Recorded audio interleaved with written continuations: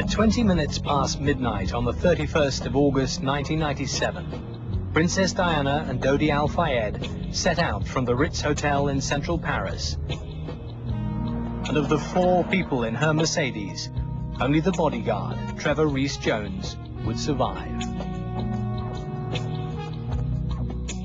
When Princess Diana died, the world wanted to know why and exactly how.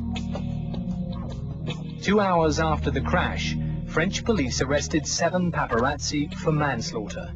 It was claimed their high-speed chase had caused the deaths. 30 hours later, the French authorities changed the story dramatically. Now the fault was the drivers. Henri Paul was drunk and on medication. Following a French government inquiry in 1999, this explanation remains the official cause of the accident and the deaths of Diana, Dodi, and their driver. But now we know that the official version is simply not true. The investigating magistrates and the prosecution wanted to come to an end because there was too much pressure, because no one would know the real truth anyway, so it had to be stopped. So it was stopped, and of course not everything has been inquired on. We've been allowed to film the 27 volumes of confidential evidence the French inquiry gathered. None of these documents have been seen before. The files raise a number of very worrying questions about the inquiry.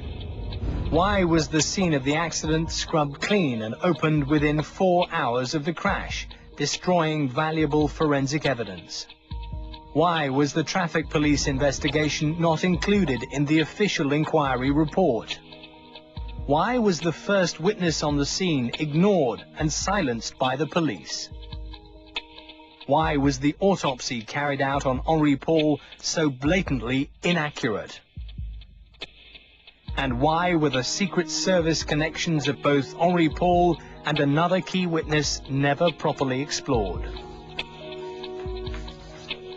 One of our discoveries was this photograph of the Mercedes and its occupants taken just seconds before the crash. Many vital questions have never been properly pursued, let alone answered. And that appears to be no accident.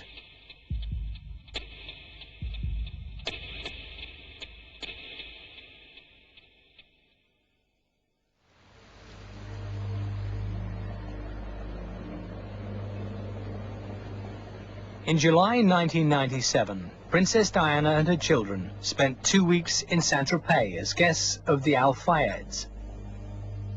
She was a free woman, just divorced and just out of a 2-year love affair.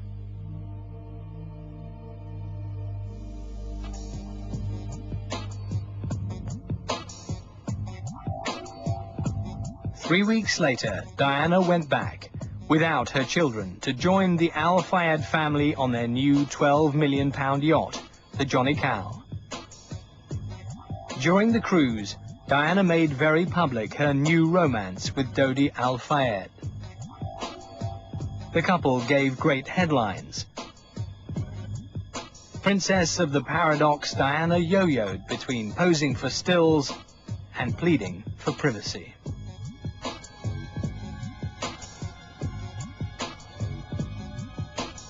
On Saturday, the 30th of August, Diana, Dodi, and bodyguard Trevor Rees-Jones flew by private plane from Sardinia, where the Johnny Cal had moored.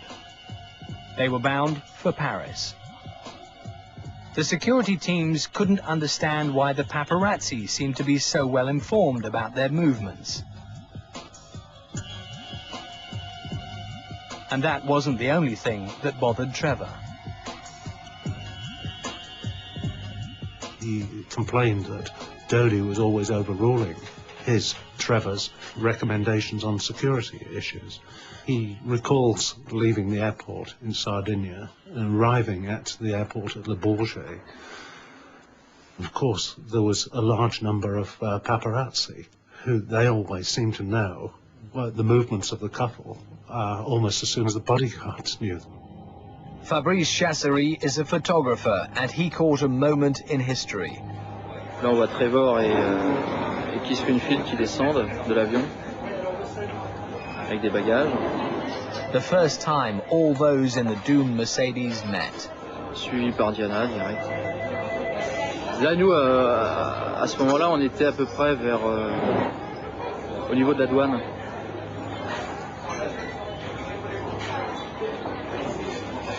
Pareil. Là, on aperçoit Henry Paul. Dodi was close to Henry Paul, deputy head of security at the Ritz. He is one of the key personalities of the night and a man with a complicated past. Henry Paul, who was the second in charge of security at the Ritz Hotel and was sort of press ganged into being the chauffeur that night at the last minute, he was a long-standing agent for MI6, an agent in terms of supplying information to MI6 about the goings-on in the Ritz Hotel in return for cash. And he'd been working for MI6 since, well, I'd seen his file for the first time in 1992, and from memory he'd been working for MI6 for a few years prior to that. The Secret Service connection was confirmed by Henry Paul's best friend, Claude Garrec. Moi, j'ai toujours su qu'il avait des rapports avec les services secrets, mais dans le cadre de son travail. Pas dans un cadre d'aller trahir qui que ce soit, ou de monter des opérations à son compte. C'est complètement encore une fausse fantaisie. C'est ça, c'est le fait qu'il occupe cette fonction dans cet hôtel qui l'a met mis en rapport. Évidemment. Et anglais? Mais anglais, de tout, je veux dire... Tout type de service secret. Arabe, israélien, tout ce que vous voulez. Je veux dire, à partir du moment où cet hôtel-là n'a pas spécialement une clientèle plutôt qu'une autre. The inquiry faced a politically sensitive issue, deciding how much of Henry Paul's past it could reveal. And this was not the only difficult decision.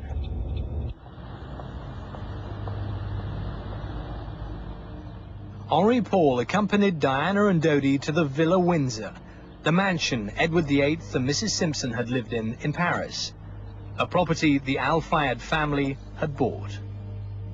I think she was aware that she was a potential Duchess of Windsor, a sort of loose cannon who they were going to watch very carefully, and she was not averse to upsetting them, and I think she quite enjoyed how much the affair with Dodi would upset everybody back at Buckingham Palace, as indeed it did, and a bit of in-your-faceness was in her nature.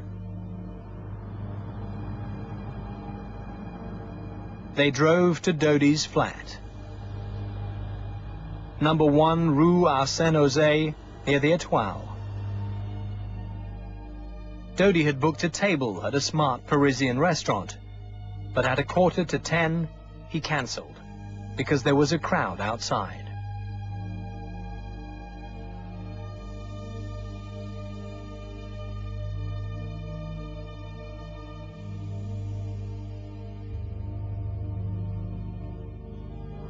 Diana and Dodi returned to the Ritz, the great hotel owned by Dodi's father, Mohammed Al Fayed.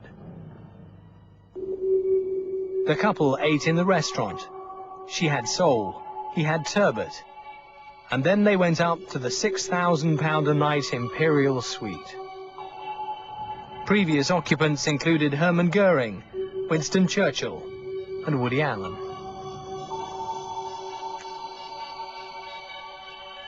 Henry Paul left work at 7 p.m.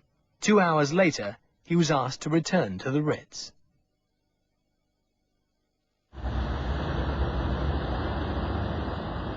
Henry Paul's ultimate boss at the Ritz is also the owner of Harrods in London. Mohammed Al Fayed still ponders what happened that night. Dodi called me. It was about 12 o'clock. He said, I'm going now to the apartment. And he told me it's a lot of paparazzi. I don't know what they do. The Place Vendôme is full of people. I told him, please, it's so dangerous. Just stay in a hotel. Everything is there. No need for you to go out. He told me, I think I will follow your advice. Why? After Dodi assured me that he's not going to go out. Henry Paul gone to him at 12 o'clock after Dodi talking to me and convinced him, no problem, we're going to go from the back entrance. Everything is okay. Don't worry, I know the way. and please, you know, because you have already prepared everything there, change Dodi's mind. Dodi followed him up, and he said, because all the arrangements there, they have the champagne, they have the party there in the apartment. Henri Paul, part-time MI6 man, would help Dodi devise a plan to outwit the paparazzi. This amateur video is the only record of what was happening outside at the front of the Ritz. Someone's out, they're very important. Tourists and paparazzi wait for the glamorous couple. Henri Paul tells the crowd the couple will be leaving soon in this, their Mercedes. 5 minutes later, the clever ploy, a second Mercedes pulls up by the back door of the Ritz. Henri Paul, Princess Diana, Dodi and Trevor Rees-Jones get in. Paul takes the wheel. Meanwhile, at the front of the Ritz, people scramble into their cars, realizing they've been fooled. Using two Mercedes might not be vintage James Bond, but it gave Diana and Dodi's car a head start. Chasing Princess Diana! The quickest way from the Ritz to Dodi's flat was up the Champs-Élysées, but at the Concorde, the car turned left instead of right. It then raced along the riverbank of the Seine. It was now actually going away from Dodi's flat. But the French inquiry never asked why they were taking this route. It is a mystery why they were where they were, because there are many different ways of getting to the apartment that they were going to at the top of the Champs-Élysées without going via the Champs-Élysées. Where they were, it's inexplicable. Our access to the files reveals that most witnesses did not see the actual crash because they were either at the entrance or the exit of the tunnel. It's amazing that one crucial witness who was behind the Mercedes was ignored by the inquiry. His name is Eric Patel. Non, je commence à rentrer dans le tournant, et là il y a des appels de part. Parce que je ne savais pas qu'il y avait eu assez vite quand même.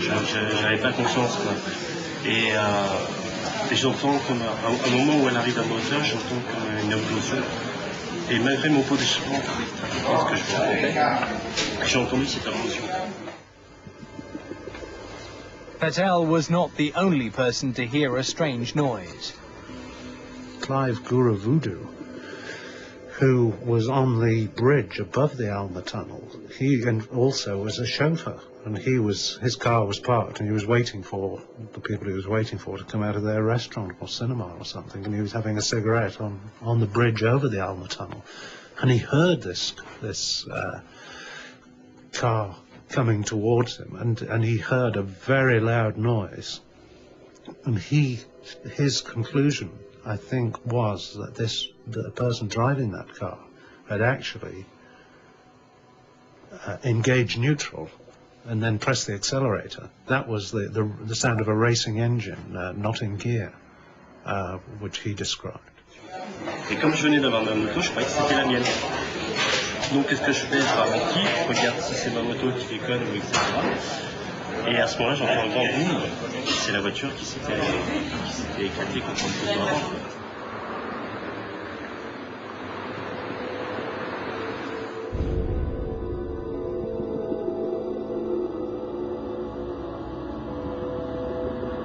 Henri Paul and Dodi Al-Fayed died almost instantly.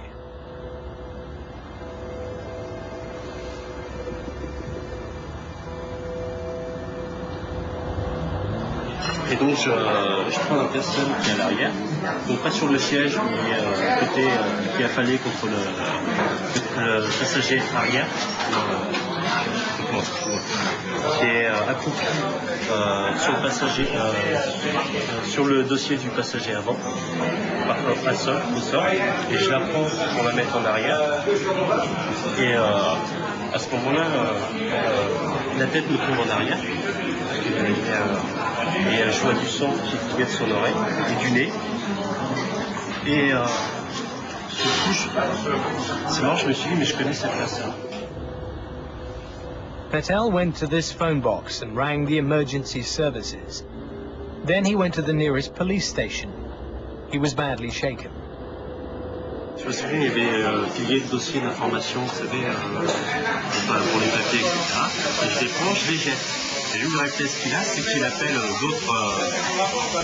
d'autres personnes pour essayer de me calmer, mais plus on essayait de me calmer, plus je m'énervais parce que je me disais, mais merde, c'est et eux, ce qu'ils ont fait, ils m'ont maîtrisé. Ils m'ont mis les menottes et ils m'ont mis dans un bureau, on va chercher l'inspecteur qui s'occupe de ça, et voilà. Princess Diana was very badly hurt when she hit the back of Trevor Rees-Jones's seat, but she was not trapped in the metal. Under a flash, the full damage is clear.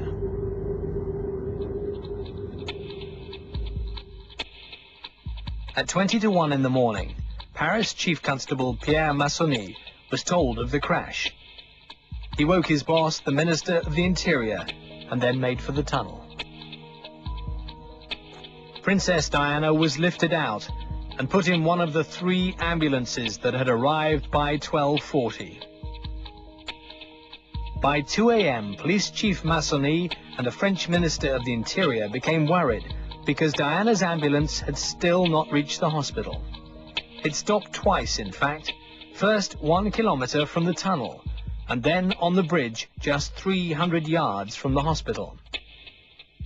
The French press were told this was because Diana's blood pressure was so low. It took over 1 hour and 10 minutes for Diana to reach the hospital, a distance of 3 miles. The inquiry never raised the disturbing question, did this delay almost guarantee Diana would die? Cette nuit, la princesse de Galles a été victime à Paris d'un accident de la circulation à grande vitesse. Elle a été immédiatement prise en charge par le SAMU de Paris qui a effectué la réanimation initiale. À son arrivée à l'hôpital de la Pitié-Salpêtrière, elle présentait un choc hémorragique gravissime, d'origine thoracique, puis rapidement un arrêt cardiaque.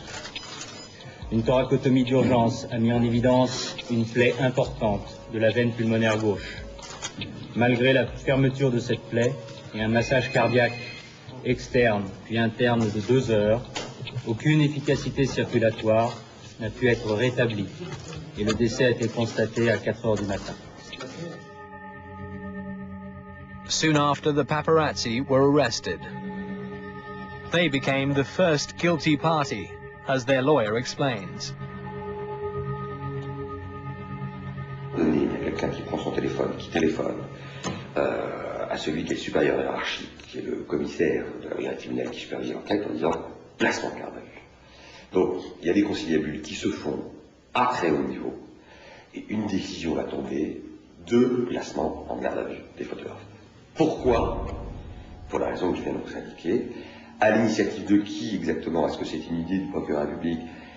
Est-ce que le politique s'en est mêlé en disant la presse anglaise va exploser, l'émotion en Bretagne va être considérable, il faut qu'on donne l'impression d'avoir désigné des coupables, des responsables? Il y a des choses de cet ordre-là qui s'est passé.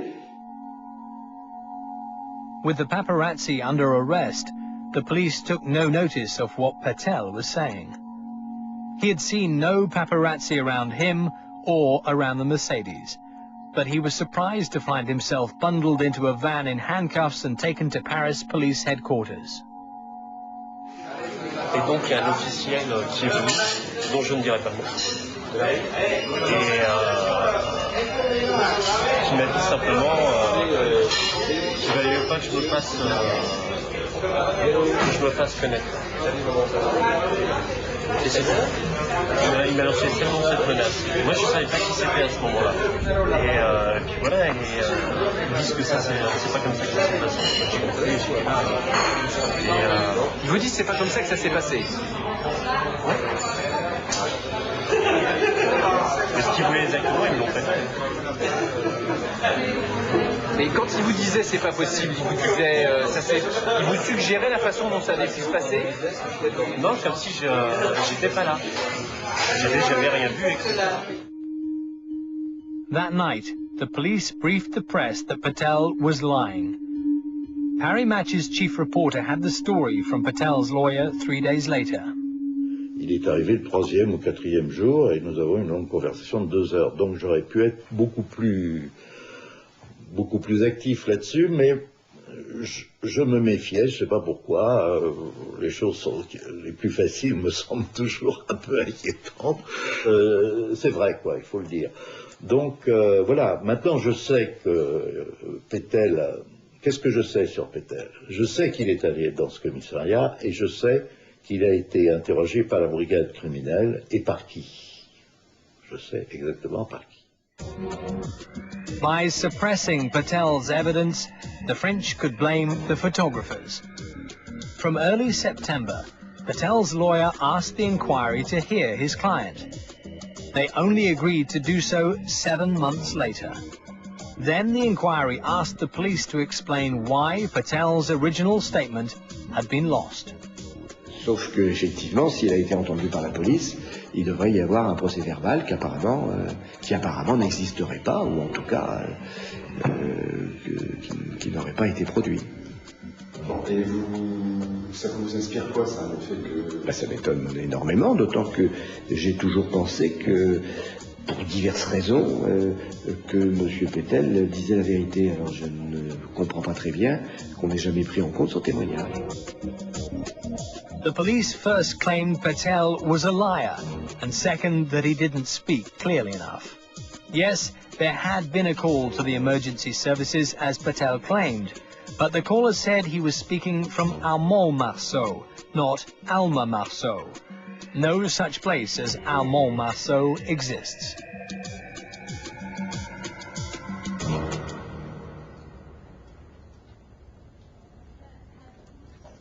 Harrods head of security had worked at Scotland Yard for 26 years.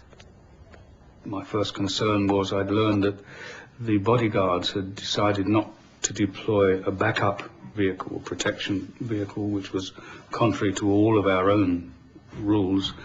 That surprised me greatly. I was also very surprised when I learned, particularly from television footage, that the French police had not isolated the tunnel to preserve it for evidence. Whether this was something other than a traffic accident or not, something of this magnitude involving Diana, Princess of Wales, this scene should have been preserved. These extraordinary images are from that night. Vers 7 heures du matin, je suis rentré au tunnel. De l'Alma, au tunnel de l'Alma, parce que je voulais voir l'intérieur. Et je croyais, j'étais sûr que c'était toujours fermé, mais c'était complètement ouvert. Et ça m'a beaucoup surpris, hein, parce que c'était Diana, elle était morte, c'était une grande affaire. Et j'aurais pensé que la police aurait fermé le tunnel pendant même plusieurs journées. Mais c'était complètement ouvert vers 7 heures du matin. Shortly before dawn, the Propreté de Paris, the green vehicles which sweep the streets, sprayed detergent in the tunnel. Not the best way of preserving forensic evidence. Was it a clean-up or a cover-up?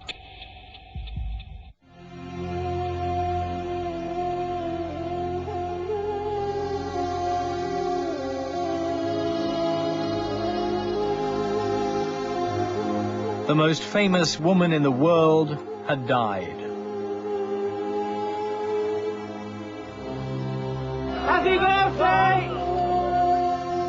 As Diana's body was brought back to Britain, everyone here expected a thorough investigation, like an inquest.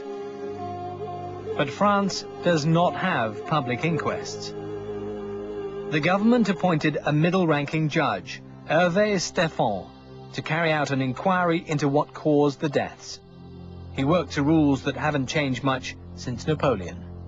First of all, you have something which is called the secrecy of the investigation in France. That means that apart from the investigating judge and the parties being really limited to the lawyers and the prosecutor, no one has access to the prosecution, no one has access to the file, no one has access to the evidence. So the media don't know anything, The public does not know anything, and nobody can verify what's in the file. I do feel that the French have a system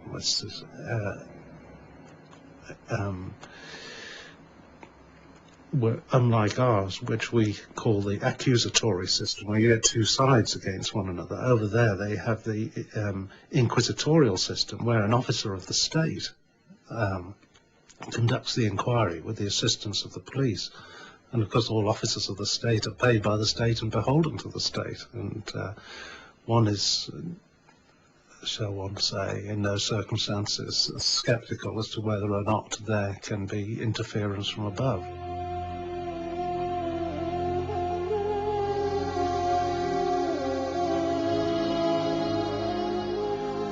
The standard accident investigation carried out by French traffic police has never been made public and does not form part of the official report. But Patrick Chauvel, a well-known French photographer, did speak at some length to traffic police who carried out the original investigation. They made their own investigation, of course, but then they had pressure from the Élysée, who told them to keep it low, you know, and they were not very happy about that because they made their own inquiry, and that's their job. So they don't like to be pushed, you know, when they're doing their job honestly. 36 hours after the crash, the French authorities changed their view. It was no longer the fault of the paparazzi, but a drink-driving accident. An explanation they still insist to be true. Good evening. The Paris prosecutor's office disclosed today that the driver of the car in which Princess Diana was fatally injured had an illegal blood alcohol level. He said to have been more than 3 times over the French limit and twice the British one. There was also more evidence today about the speed at which the car was traveling when it crashed. A police source said the speedometer was found frozen at more than 120 miles an hour. Within just over 24 hours of this crash, when it was put out that this was caused by a drunk driver, a person drunk as a pig, driving at 192 kilometers, they were false statements. They were certainly false statements then, and we know they're false statements now. And one of the reasons we know that is that the statement as to the drink drive was put out before Henri Paul's body samples had even been fully analysed. So they didn't have an analysis report of this, and yet it was put out that he was drunk, severely drunk. They also said that the speedometer of the car was stuck at 192 kilometers per hour. That was refuted immediately by Mercedes themselves, who said on impact the speedometer of the car reverts to 0. Now, that's something they had to concede right away. The files show the inquiry tried to work out the speed of the car. Mercedes were paid to carry out crash tests, although their experts were never allowed to inspect the vehicle. But what is not in the files is another picture, which could have given a quick and clear answer to the speed, as Chauvel heard from the traffic police. Well, this guide woman was pissed of the pressure, and he said, I'm going to show you something.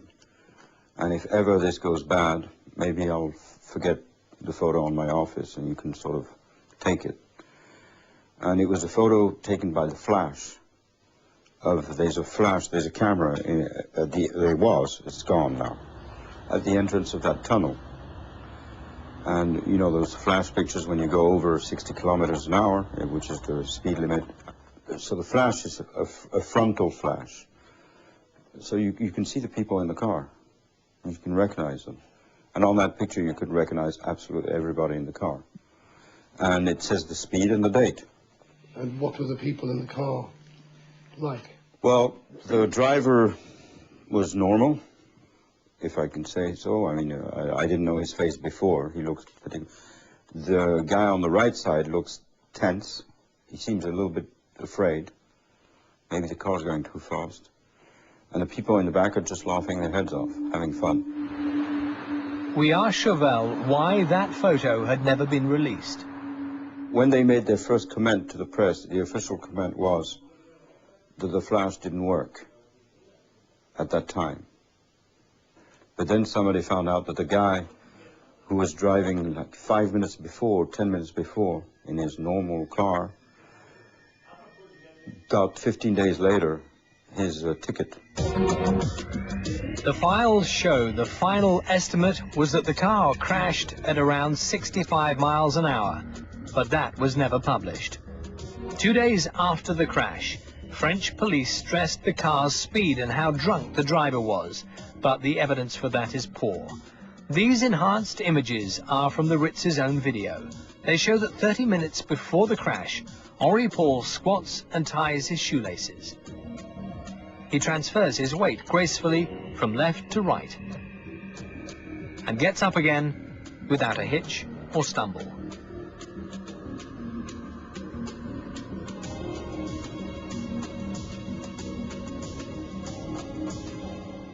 Paul spent 2 hours before setting off from the Ritz in the company of Trevor Rees-Jones.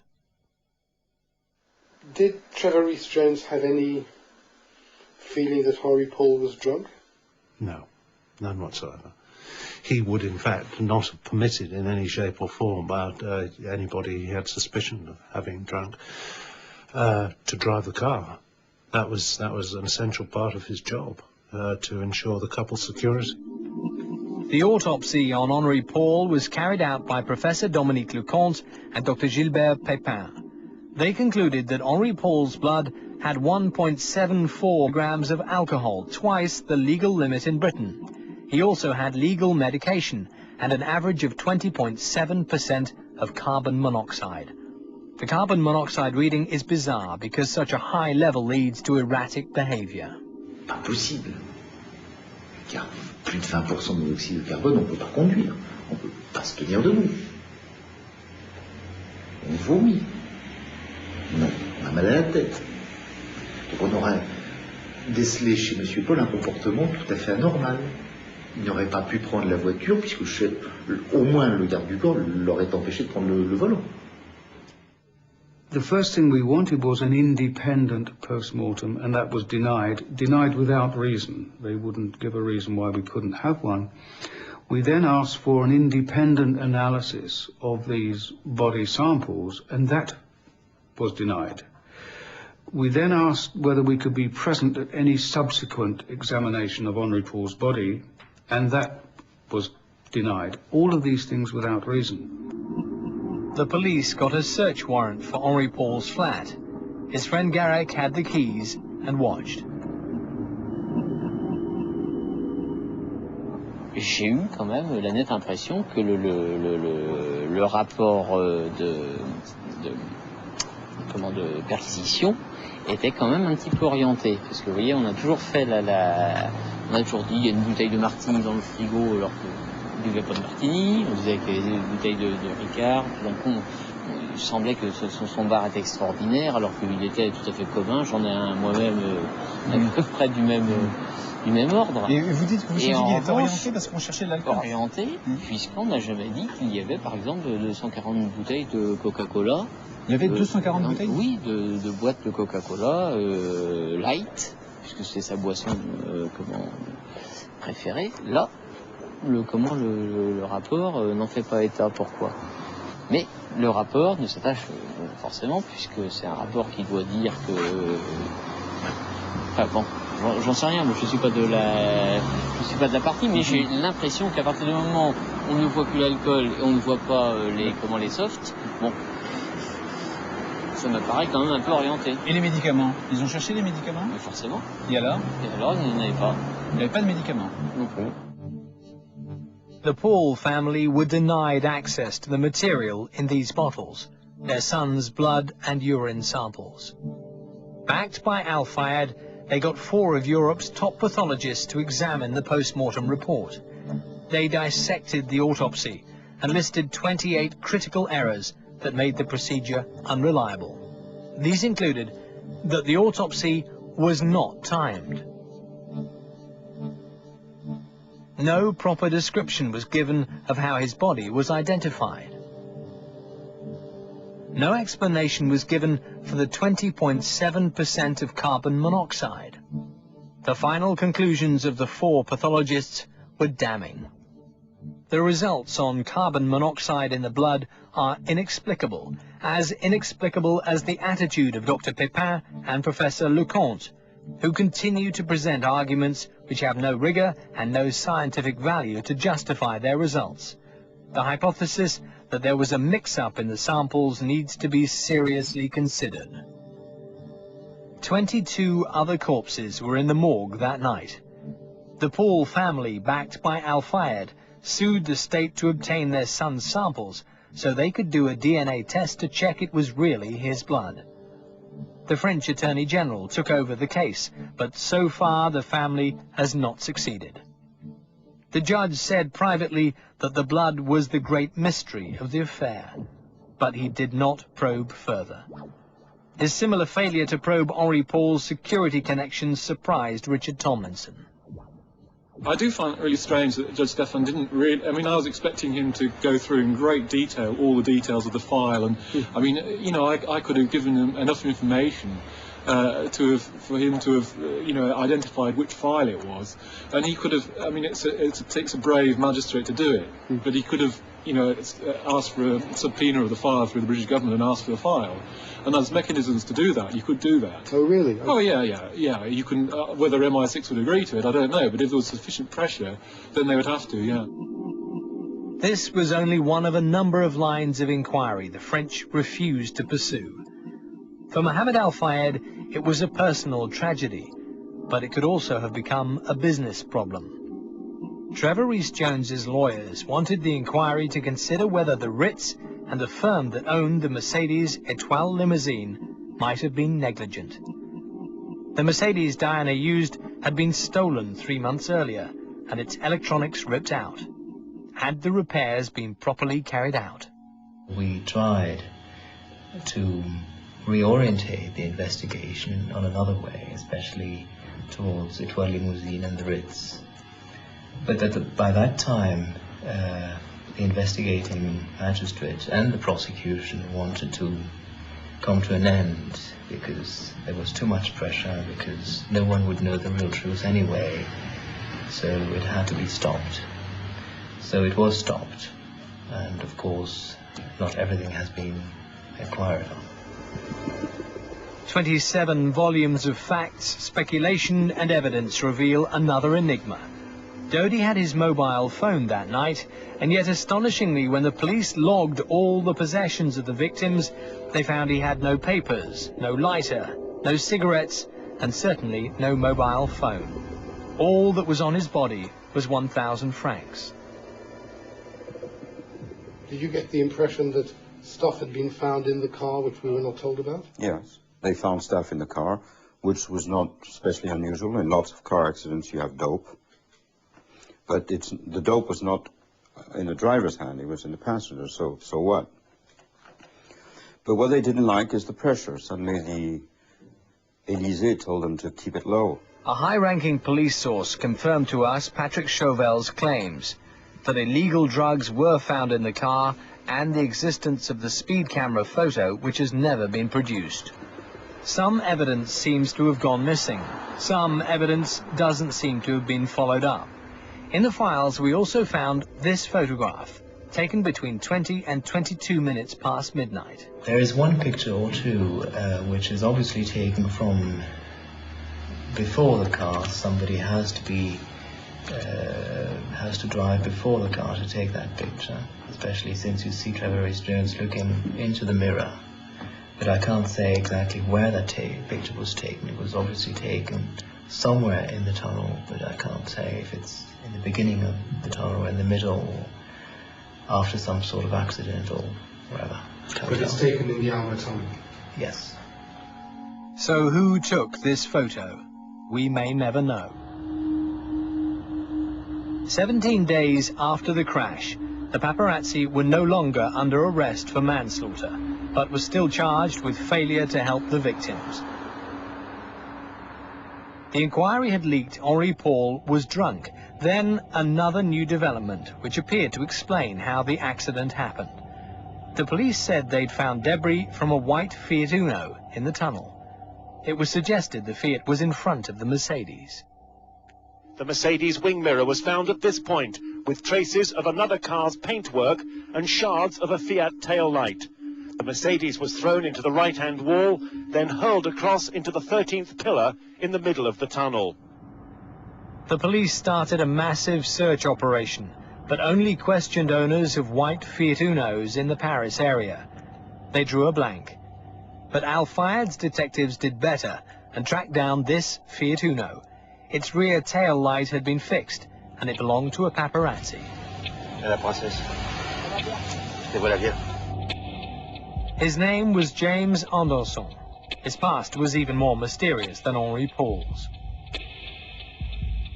James Anderson made no secret of the fact he had a white Fiat Uno when French television profiled him 3 years ago. Il y a une très bonne anecdote, car c'est une voiture qui a 325 000 km maintenant.